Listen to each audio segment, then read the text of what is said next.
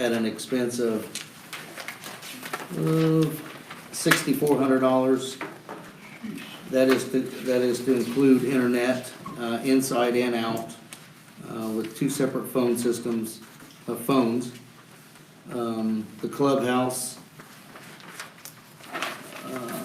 is $4,458. Activity center would be $2,438. And the pool, roughly $2,000, for a grand total of $38,799. Now, I know that's a great expense. That's not something we're really looking forward to spending this year, but an option to throw out is the campground, possibly but putting that in a budget for 2021. But at the end of the day, we need the system down at the marina. So that's kind of where it led into having some faster internet, new phone system, and at that point I'll turn it over to the Endeavor folks. And the reason I asked them to be here is because I know there's going to be 1,000 questions, and it's better off for. It kind of started out with me, Deborah, and Tom meeting with them. We do have a secondary quote. We met with another company, but they haven't got us the quote back yet. So.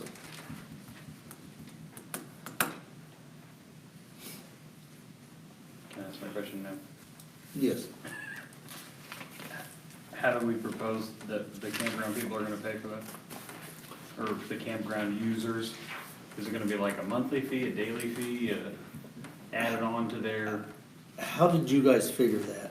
That come up with 3 years? We did basically a ticketed voucher system, that we could do multiple different passes up to your discretion, daily, weekly, monthly, seasonal, and those rates would differ. You guys would set those rates as you desire.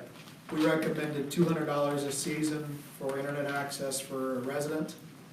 We simply took that times 40 of those spots at the campground being using the internet service, which came to about $8,000 in revenue a season for you. So pretty simple math that we put together for you.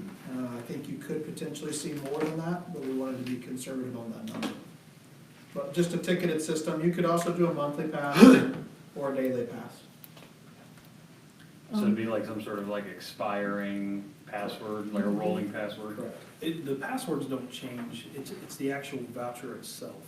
So if we set a voucher to last for 7 days, you would need a new voucher on that 8th day. So they're gonna have to sign in on a VPN, or are you No. gonna? No, so when they connect to the Wi-Fi, they get a splash screen that says, what is your voucher number? So you type in your voucher number, and then it automatically connects. It's kinda like at a hotel, It where is. they ask you to Yep, tell your room number and all that mess. yep. But, so technically though, and I know no one would be dishonest and share their voucher So with that. with their neighbors. So they've kind of thought of everything with that. So you can limit it to per device, or you can connect multiple devices using the same voucher. So I would recommend going over 2, especially at a campground. We have several campgrounds in our network. A lot of people share passwords, kind of like what you talked about. But if you limit them to 2, they're not going to be connecting all of their streaming devices or anything else. They can, if they would like to pay for more. And that's just more revenue in the POA's budget. Are these wired from location to location, fiber? So, I saw the I'll have to Ubiquity look. stuff on there, so is the Ubiquity stuff the wireless antenna system? they are. Yes. They are. It's all wireless, minus there's one area we can't get to wireless, so we have a fiber bridge built in there, and the rest is all just wireless. Wireless Yeah. point-to-point shots. I've used the Ubiquity stuff, it's okay-ish. We use it at several campgrounds. We don't. We use it at St. Vincent Hospital, and Sure. it is not super reliable if there's weather, because you run into the same similar, at least we have same thing, so you don't get the reliability that you guys bring with your fiber network. Sure. Wireless will never be as reliable as fiber. Right. Never, ever. That was why, well, my question was, I see you're putting fiber into the campground. But I didn't see it anywhere else. Well, I guess fiber probably comes here, but you wouldn't be able to reach either of these two buildings without. Correct, they're gonna be point-to-point shots, and with the distance that we're looking at, I mean, it would have to be the worst storm ever to affect. Right. There's no chases though where you could put fiber between here and the pool. We actually have fiber at the pool. It requires a separate connection. We were attempting to keep your operational costs down. Okay. From a monthly standpoint, we can reduce your cost by doing the point-to-point shot. So But this we would be technically more- have fiber at the pool and at the activity center.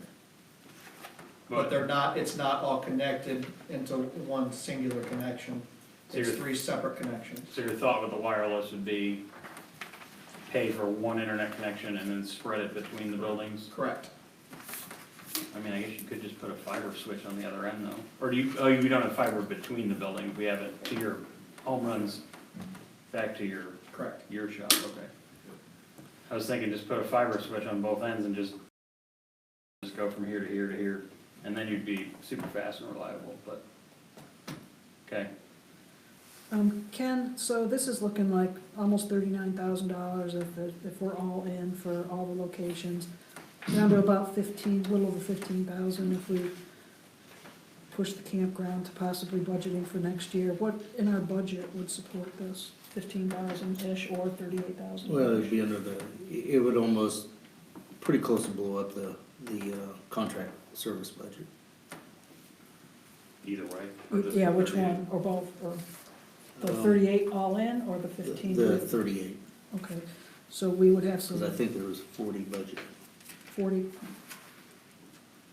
So 15 would still be doable, but that kind of tightens everything else.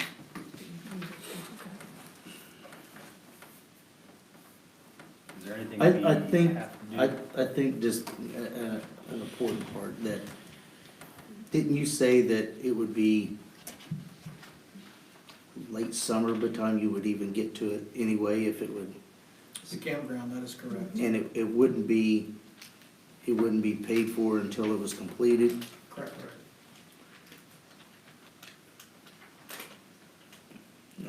Just a thought, I mean, it could, if interested, then they could begin later on, in the year with payment expected in 2021's budget.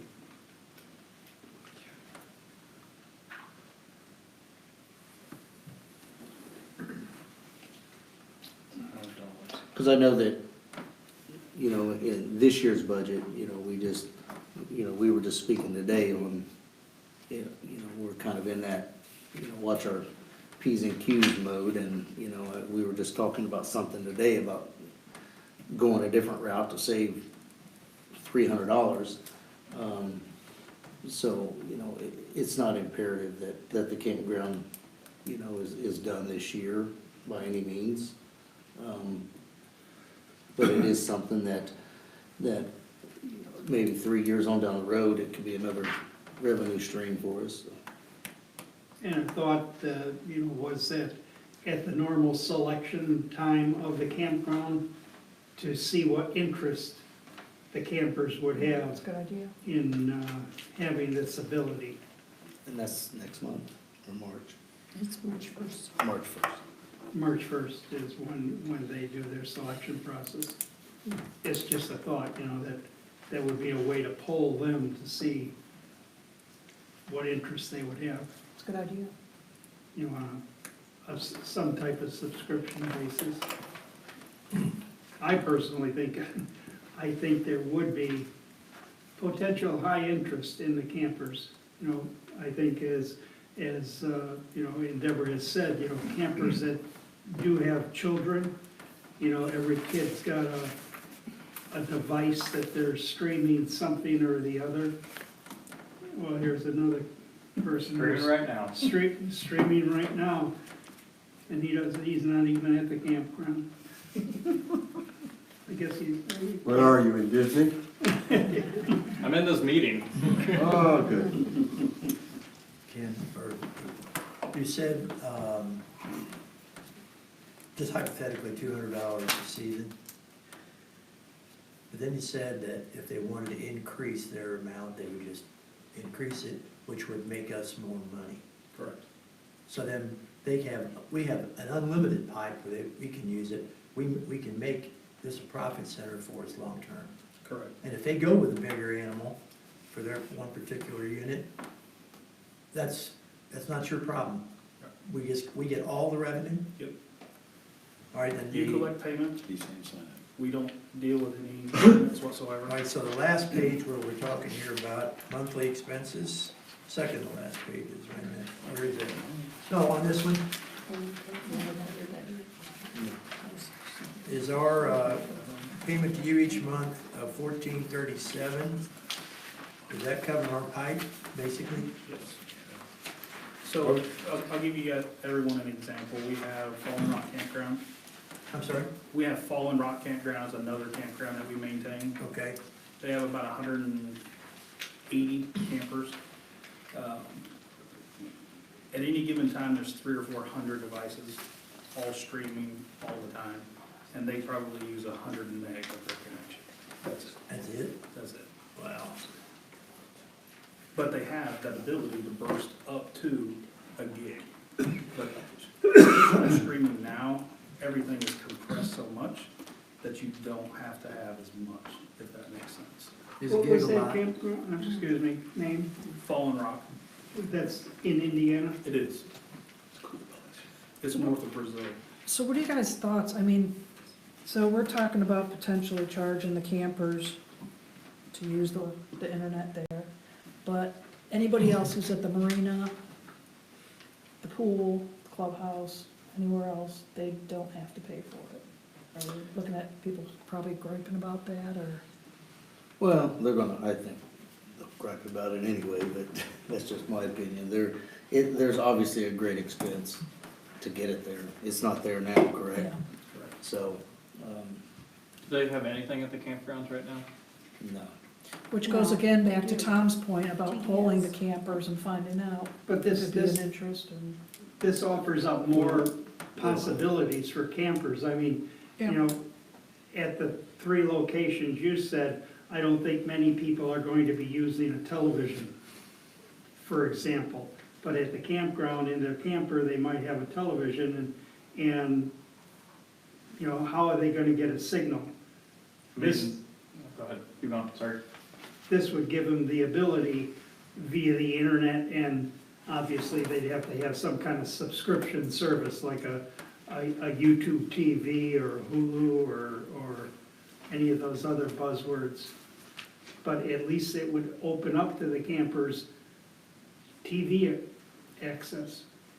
I mean, right with what he's saying, it's a place they live. I mean, I would kind of expect if you're gonna stay there or be there, you would pay for it. These are like public places where you usually have free public Wi-Fi. So, I Come and mean, go and, yeah. you come and go, and how are you gonna? I just wanted to throw that out there, just to see. Yeah, I mean, yeah.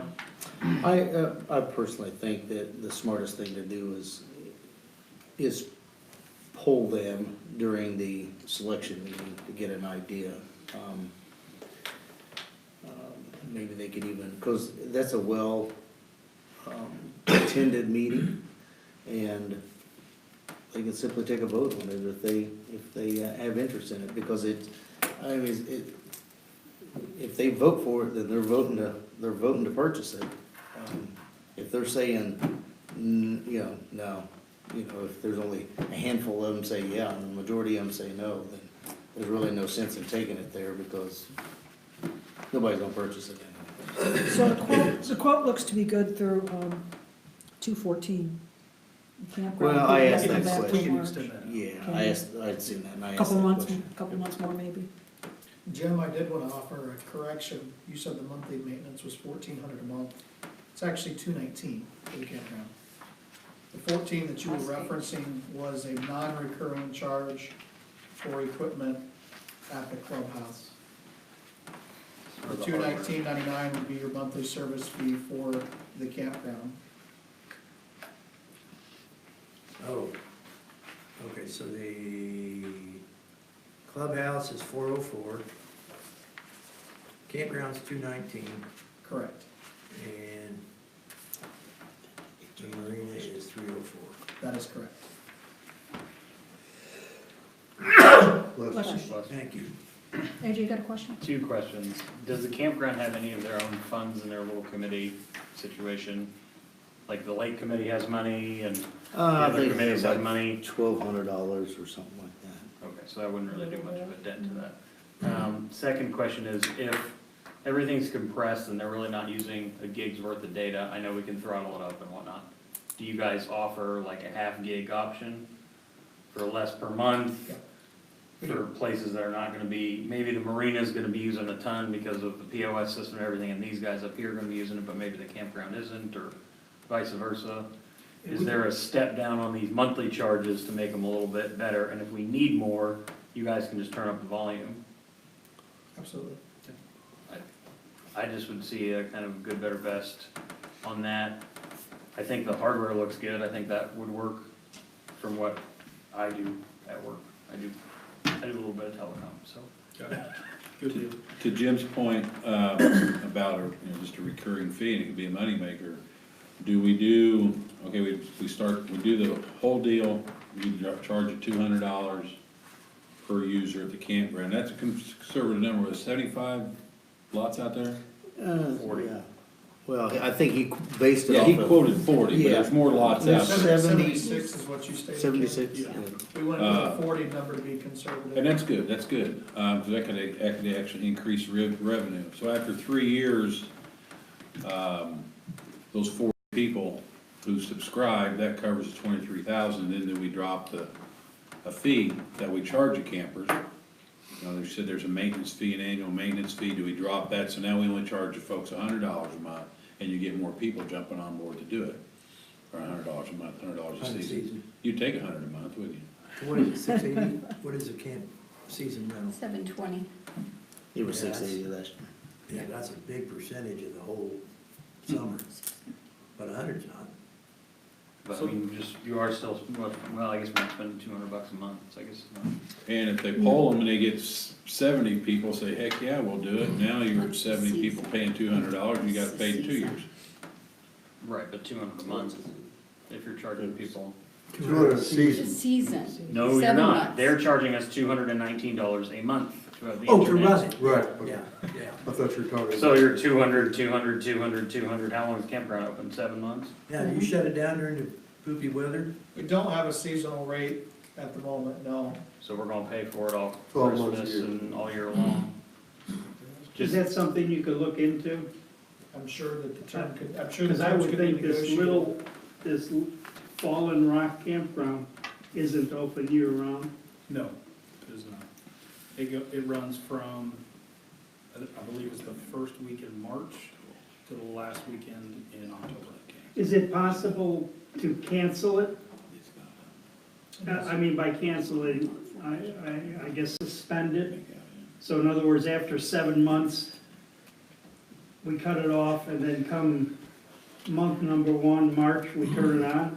Yeah, It's possible? I'm sure what we would probably negotiate is a longer term. Instead of, for instance, a 3-year term with you, we'd sign a 5-year term with the expectation of it being seasonal. So that we would still get basically 35 months of service from you under a contracted term, 7 months a season over 5 seasons.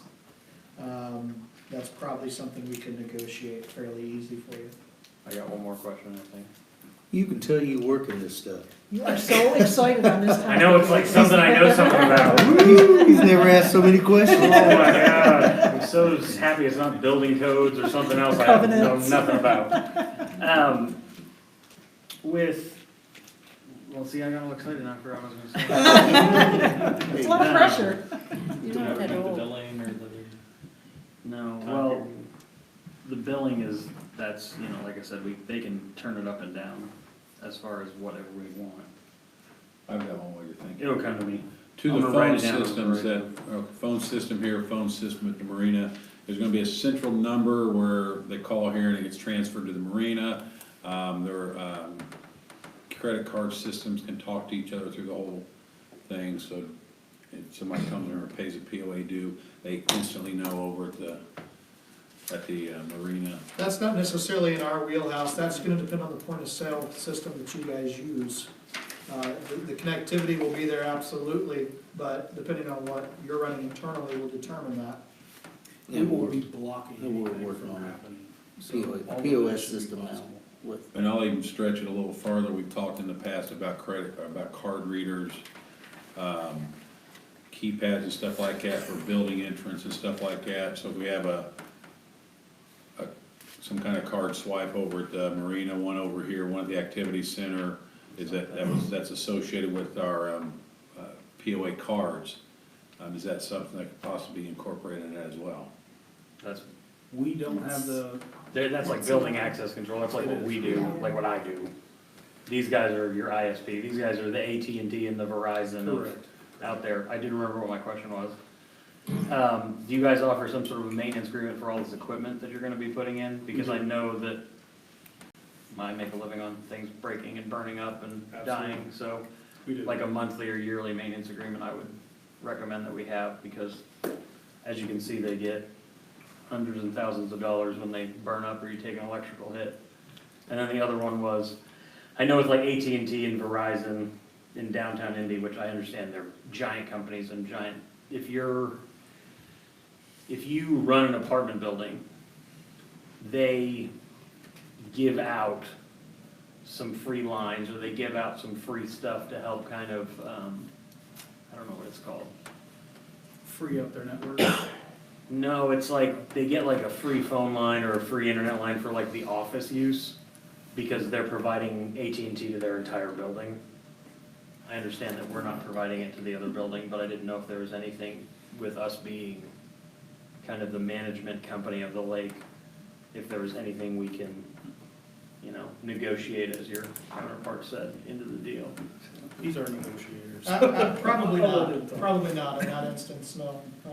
Just to give you an idea, to build to the marina and to the campground, we have some cost to do that, obviously, up front, to build you a fiber network, especially the campground. Sure. So we're not gonna take this the right way, but we're not gonna give the farm away in that instance. If I didn't ask, I wouldn't know. Sure, the price we're charging for 1 gig is significantly less than any of the competition on the market, and we are aware of that. We make it an attractive price. But no, I don't think we would probably give out some quote freebies for being the host site, simply because we're not gonna gain any revenue from your customer base. You're the one that would potentially gain that revenue piece, for instance, at the campground. We're not interested in that part of it. If you were saying, hey, Luke, if you build to the campground, I can get you 20 residential connections out of it, absolutely, we'd be willing to sit and discuss that, but that's not the case. Does So- that get the rest of the lake on the fiber by going in that direction? Cause isn't it over towards Mill Spring, kind of where we don't have Endeavor right now? Yeah, It So, does provide this some. is, we are building right now as we speak, the section basically from the firehouse north up Valley Forge and around that direction. And doing that gives us the access at the campground and at the marina to get those locations connected. Currently, those are not in our footprint, but we are expanding. There's 204 houses over there that we do not serve, and we are building to those locations right now, so.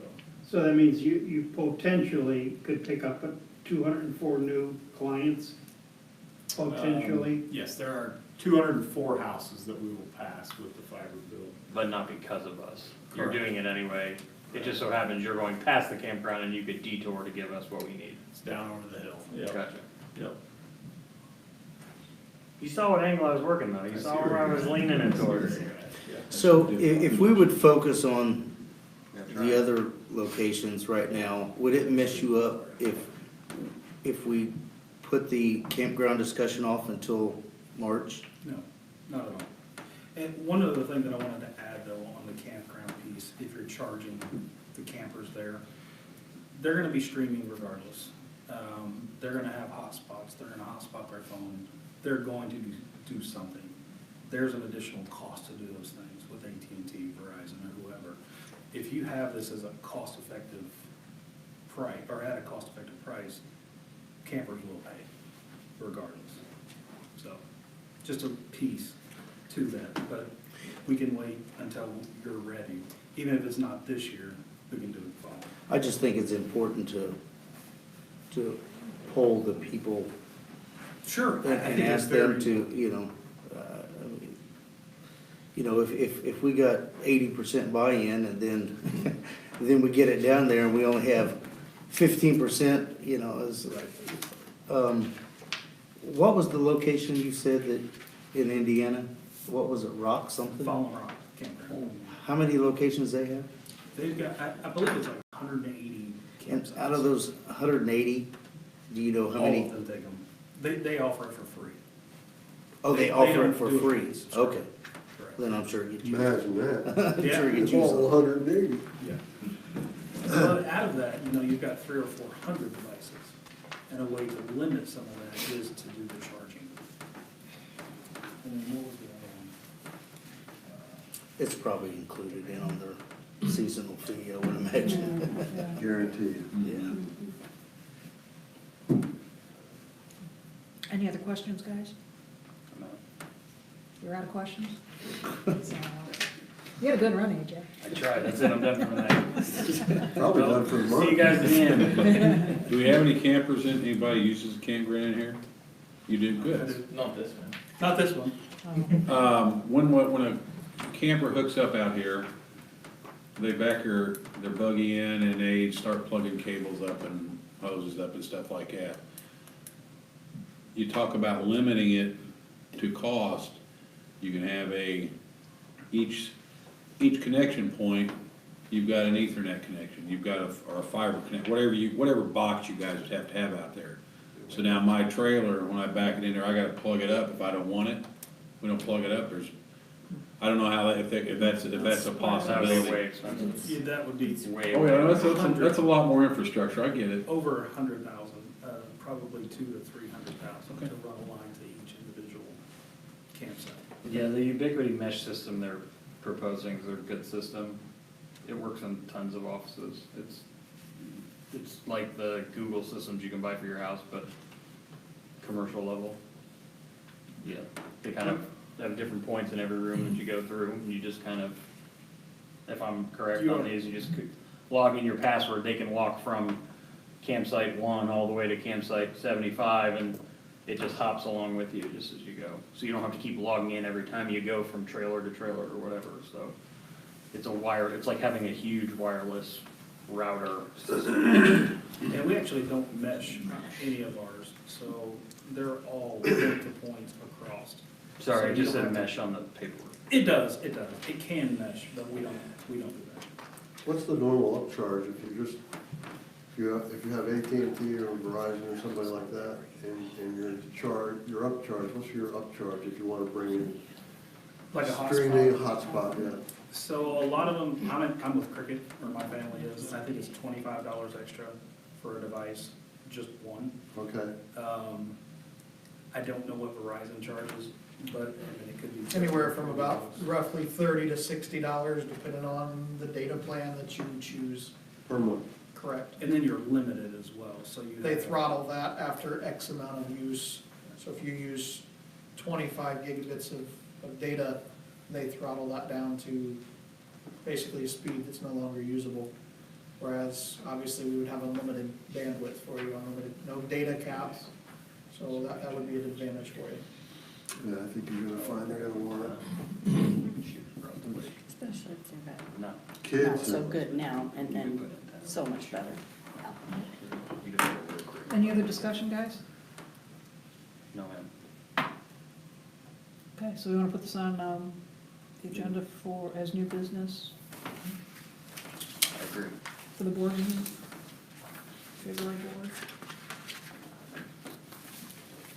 Thank you, guys. Appreciate the discussion. Thanks. Thanks for coming. Thank you very much. Good guy Else, tonight, let Ken know AJ. about my information. Okay, cool, thank you. Thanks for answering all the questions. Have a great night. Gonna get another side gig? I just quit the job working there. All right, marina update. Paul Forbes, looks like there's some progress been made. Yeah, if you've gone by the Since marina, last you meeting. can actually see some blonde wood, nice feature. Stud walls are probably all up, I haven't gone back there this evening, I was there today. The trusses are due tomorrow, delivery. I would suggest that we will not get our next schedule until Wednesday, we have an owners meeting. I'm suggesting that we'll see the sheathing go up this week. Once that goes up, they can put the trusses up. How are we as far as schedule goes? I know you're gonna have another one, but, the schedule that was submitted by around the end of the year, are we kinda close to that, or are we? We're probably, I would suggest we're probably 1 week behind from the last schedule that you've seen, and that's just because of subs. I think it's gonna start moving relatively quickly now. They have an established framing contractors. We think they're moving along at a very good rate per day. We're not sure how many days a week they work. It's hard, the communication's not as well as sometimes, but that goes along with any sub. It's going well. Framers are. I think we'll be able to answer that question better after Wednesday. Right now, we're catching up. Okay. They didn't get on the job until 2 to 3 days after they were scheduled, because they were coming off another job that ran over. So, we can't do much about that. It's the Amish. I was gonna say, that are it's framing. Amish Yeah, framing. they're out of Hagerstown. I think the Thursday when they worked, I was floored the headway they made. But they, one thing I learned was that Amish don't have to wear hard hats. They don't go by OSHA or anything. Yeah, Takes them a while to- They have to submit a form, yeah. and, you know, They submitted that Friday. Does it take them a while to get there with the horse and all? They actually drive a Vehicles? van Okay. and a trailer, but, oh, I forgot to tell you the increase in oats.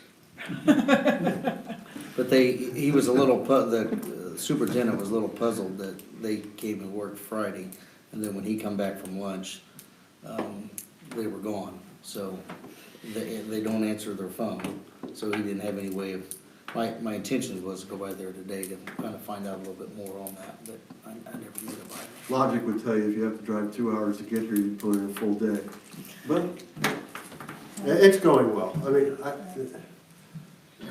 the superintendent on the job is, we couldn't ask for a better guy. He's doing real well. Very communicating, he's high communicating with all the subs. Every time we stop by, I mean, he runs down the schedule, what he thinks is gonna happen tomorrow, and so forth and so on, and boy, that's not a usual situation on a construction site. That's good. So I'm pleased. You guys have any Hanging questions? out there way today. Yeah, I could hear yeah, doing well. You guys have any questions, comments? Okay, this will be a standing agenda item for both board and ops meetings, so this will be old business A. February. Amazon lockbox, Grant. All right, so I got some answers about the lockbox. You can put them outside, and they just need a power hookup. They run off of like a cell phone connection type thing that Amazon would provide, and I believe we don't have to pay for it. It's all, I think they just drop it off. As far as I can tell, without logging in as Heritage Lake and going through the full application process. I found several different sites that helped me out with this. And it looks like you can get several different sizes. They're about 6 foot tall. A standard one is 6 foot wide, which will hold about 35 boxes. Mixture of small, medium, and large containers. And you can go all the way up to 15 foot wide, which would hold 95. I guess, are there any questions more about it? Do they need to be on a concrete pad? Probably shouldn't. I would assume so. It didn't say anything about whether it had to be or not, but I think it would be assume so. bolded down. There you go. Yeah. Did they come and install it, or did they drop it off? They come and install it. We would just have to hook it up to, or have the main power right there for them to connect it. 110, 15 amp circuit, which is standard household. To What'd you say? AJ's question, is there any kickback to us? I mean, Yeah, fewer complaints on Facebook about not getting the damn package.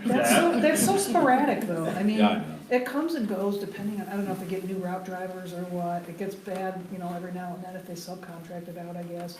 And we talked about, when this discussion first came up, about people always having the option to have their packages dropped off here at the office.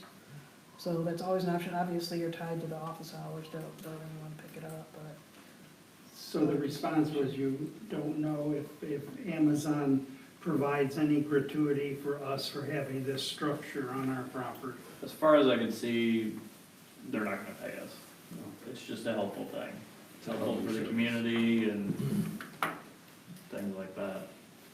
I will say that we would be the only one in between here in Indianapolis and Illinois. So there will be that.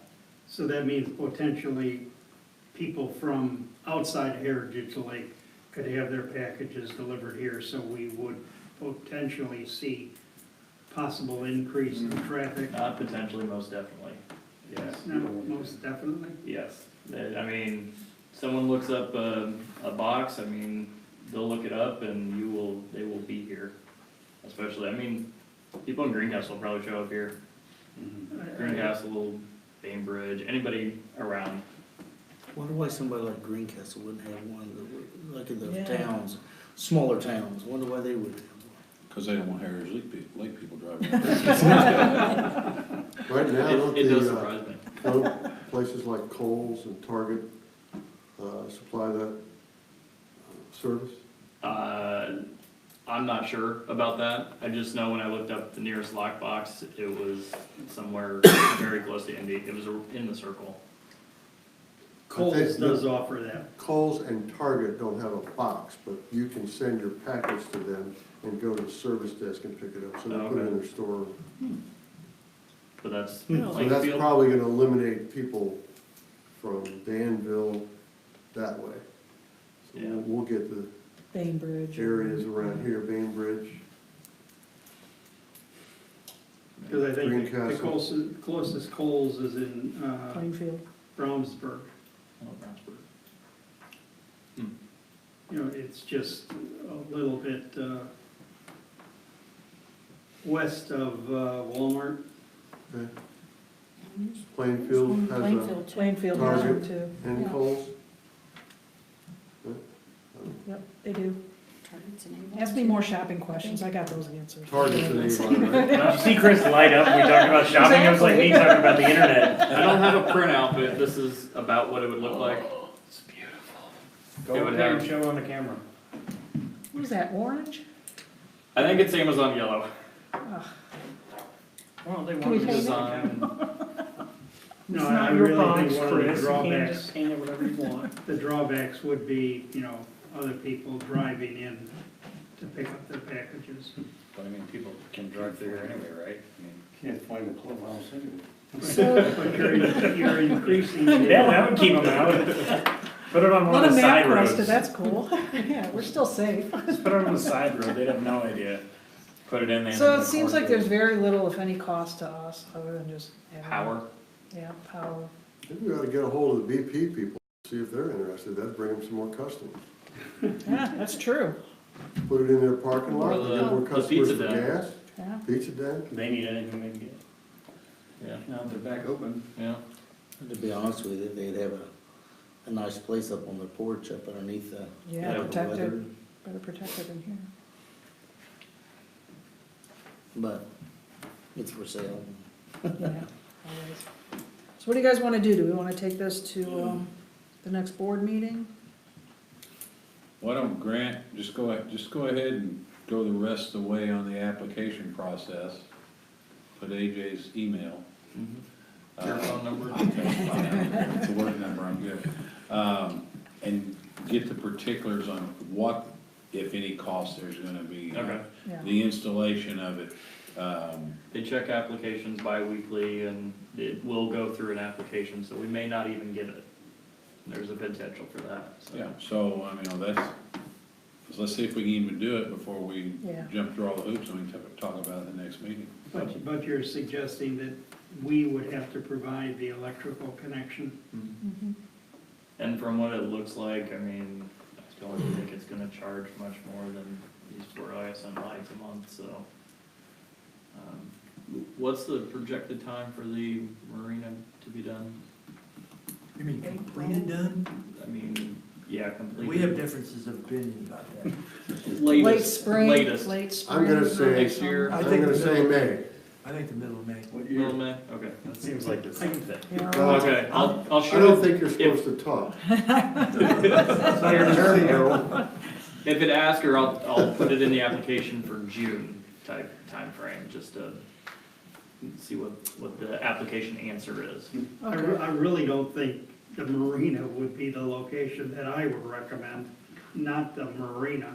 I was thinking over by the swimming pool. Or even not, if it's not the marina over here, or somewhere here at Heritage, I guess, it's really. So go back, get some more answers, Grant, I Okay. think, and then, I don't know that we'll put it on the board meeting for February, but we can put it in the ops again, Okay. if we wanna have further discussion before. Okay. If they need a specific location, I'd use the clubhouse for right now. Okay. Go with that. Yeah, probably. All right, You're a big part. thanks, Grant. You're welcome.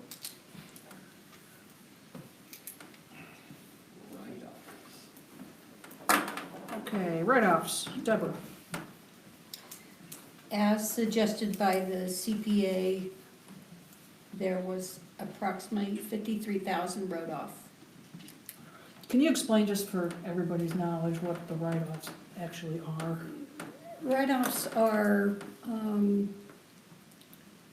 debt owed to the POA by a property owner that just ups and leaves. And they may have a tax default, they may have a judgment against them, but this rolls for years and years, and once the tax is owed on the property, then it would then go to a tax sale.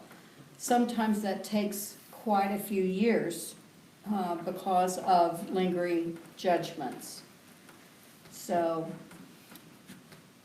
for whatever reason, a property doesn't sell because they don't want to pay that judgment off the prospective buyer.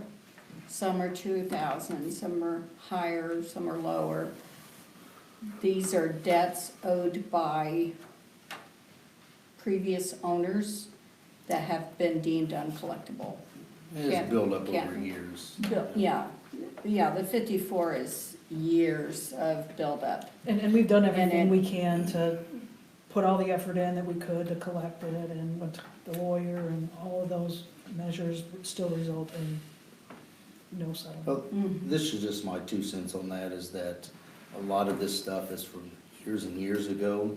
I think this office in the last few years has done an extraordinary job on taking it from this point and hounding people that pay late and that kind of stuff. Either A, if we see no other alternative, we get them to, on a payment, at least a payment plan. If they start to stray one way, we jump on it quickly with our attorney. So, since I've been in this position, we have made a point to go after people that are not paying. This is stuff that is uncollectible from years and years. We just keep on the books. Do we do this every year? Yes. It is not a budgeting tool. That's why the number is so large. Just, are these properties, do we have any idea if people are still paying taxes on the properties but not paying us? These are ex-owners from as new as a year has passed, the year is currently with the attorneys. But these are from 14, 15, 16. I think there's one that goes back to 13. These are people that have long left and live in a different state or what have you. So they no longer own the property? They do not. These are all ex-owners that have been written off. Who owns the property? Current, other people have purchased those properties Oh, already. okay, okay. So this is just on the books and it's been on the Legacy books debt. for Debt, years, yeah, yeah. okay. it's- yeah. And Isn't it true that even if it goes to a tax sale, not a commissioner sale, but a tax sale, we still would not, through that sale, we still would not recoup any money, Correct. Right, that money's recouped by right? by the Conservancy District and taxes. Rural Haven Builders is an example, they had, gosh, dozens of lots out here. It went to tax sale, it was $13,000 in back taxes, and went to the certificate sale. And that's where I ended up buying one there, that gets it back. Somebody buys that lot, it gets it back on the tax rolls and the money coming back to the PLA, because those people are never gonna pay anything. So I think we've done everything we can to make those collections. Pretty much time to cut bait. We're not gonna get them, so we might as well get them off the books. And we do offer a payment plan for everybody that's listening. You can pay $20-some a month, month after month. And when your POA is paid, I get to make that phone call and tell you, come get your card. And there's been people that's been on the payment plan for 3 years now, and they're ecstatic when I call them in March and April and say, you're paid in full, come get your card. Because they can get their boat out, they can go swimming, they could do these things. And we need more people to do that have multiple lots or have just would like to have a budget. Well, I think we need to be careful with open our arms to that, because the next thing you know, you'll be managing 800 properties and people want to make payments. That's kind of the last resort, if they cannot pay and before they go to the, in the attorney's hands. Last thing I wanna do is end up hiring somebody to only have to manage people making payment plans. So. Well, I have less than probably, I think, there's probably 10 now. At the most that I've had is probably 15. Yeah, It's a I'm small not- number. It's I'm not just- saying that, you guys do a Right. great job at that, but I'm just saying that I just don't wanna open our arms and say, if you can pay, because next thing you know, you're gonna have multiple people thinking that's their option, and I'm just saying that is not the option, just to do whatever. I mean, that is your Right. last option before I take it to the attorney's office. Okay, so what do you need, Deborah? Do you need, the board to approve this, or do you just need our agreement that we're good to sign it off? I think the board. It has to be approved by the board, but I would request the board waive the second vote. Sure. And just clear that up and Okay. at the board meeting. Let's put that as new B for the Fed meeting. One vote, single vote. Can we? Can we do Yes. just one vote? Yeah. In fact, I think we've done that before, so we're good with that. Okay, A&E Rule Edition, Paul, Oh, that's me. are you unprepared? Yes. We'll have to talk about that later. Oh, you're really unprepared? He wasn't kidding.